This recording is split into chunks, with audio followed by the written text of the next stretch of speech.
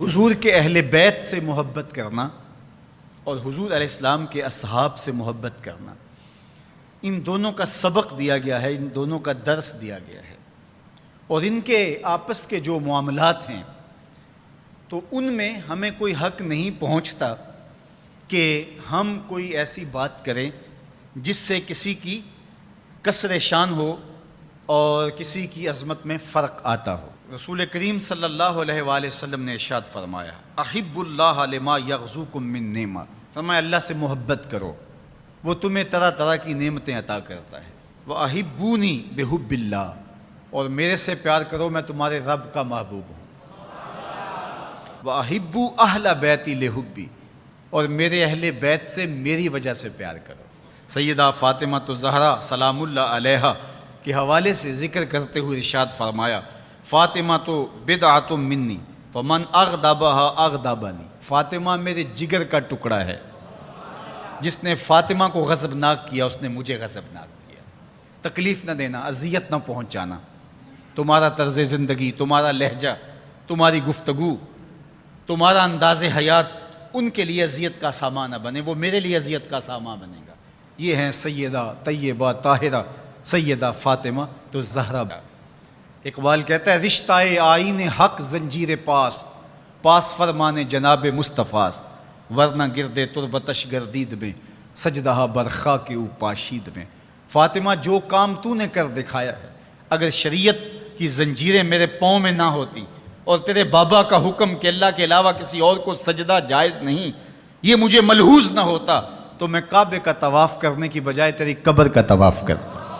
اور کعبے کی طرف سجدہ کرنے کی بجائے تیری قبر کی طرف رخ کر کے سجدہ کرتا، اس لیے کہ جو کام تو نے کر دکھایا ہے وہ تو نے ہی کر دکھایا ہے۔ نبی کے گھر کی ہے عظمت، نبی سے سنتے ہیں، علی کے گھر کی ہے عزت، علی سے سنتے ہیں، وہ جس نے معزز کیا گھرانے کو، حسین پال کے جس نے دیا زمانے کو۔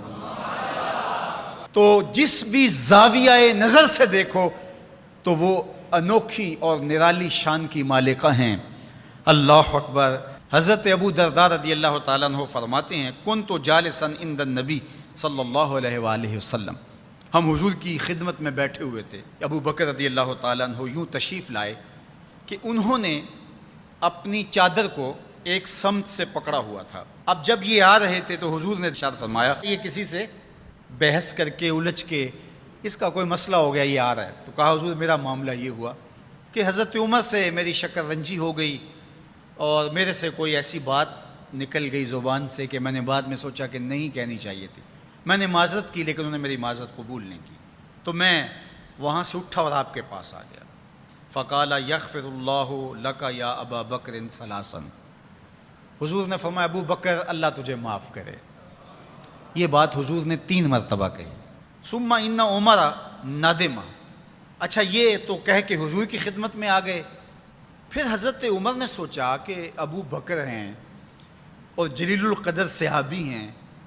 تو اگر ان سے کوئی بات ہو بھی گئی تو انہوں نے معذرت کی، تو میں معذرت قبول نہیں کی، تو انہیں بھی احساس ہوا۔ اب حضرت عمر ان کے گھر گئے، حضرت ابو بکر رضی اللہ تعالیٰ عنہ کے پوچھا کہاں ہے، کہا وہ تو یہاں نہیں ہے، سمجھے کہ وہیں ہوں گے، تو وہ بھی پیچھے آ گئے۔ فسلم، اور انہوں نے بھی آ کے سلام پیش کیا، حضور کے چہرے پہ جلال تھا۔ حضرت ابو بکر رضی اللہ تعالیٰ عنہ پریشان ہو گئے کہ حضرت عمر رضی اللہ تعالیٰ عنہ پہ کوئی عذاب نازل نہ ہو جائے، تو ان کے دل میں نرمی پیدا ہوئی، انہوں نے خود اپنی پنڈلیاں بچھا کے گھٹنوں کے بل کھڑے ہو کر کے ہاتھ جوڑ کے بندہ نواز کی بارگاہ میں عرض کیا، حضور میں نے ہی ان سے کچھ کہا تھا، تو 2 مرتبہ حضور کی خدمت میں انہوں نے عرض کی۔ حضور صحابہ سے مخاطب ہوئے، ان میں حضرت عمر بھی تھے، فرمایا میرے اللہ نے مجھے حق کے ساتھ مبعوث کیا، جب میں نے دین کا پیغام تمہیں دیا تو کوئی دلیل مانگنے لگا، کوئی انکار کرنے لگا، لیکن یہ ابو بکر تھے، جب میں نے ان کو کہا کہ میں اللہ کا رسول ہوں تو انہوں نے کہا جانو دل سے مانتا ہوں، انہوں نے کوئی دلیل بھی نہیں مانگی، فوراً تسلیم کر لیا۔ پھر حضور نے فرمایا اس سے اگر کچھ ہو بھی جائے، کوئی سخت جملہ نکل بھی جائے تو تم میری وجہ سے اسے چھوڑ نہیں سکتے، اس لیے کہ ابو بکر وہ ہیں کہ جب کسی نے نہیں مانا تھا اس نے اس وقت مجھے مانا تھا، اور نہ مال دیکھا، نہ جان دیکھی، نہ اولاد دیکھی، سب کچھ قربان کر دیا، تو آج اگر کوئی جملہ سخت زبان سے نکل گیا ہے تو میری وجہ سے بھلا تم اس کو چھوڑ نہیں سکتے ہو؟ تو میرے اور آپ کے آقا و مولا نے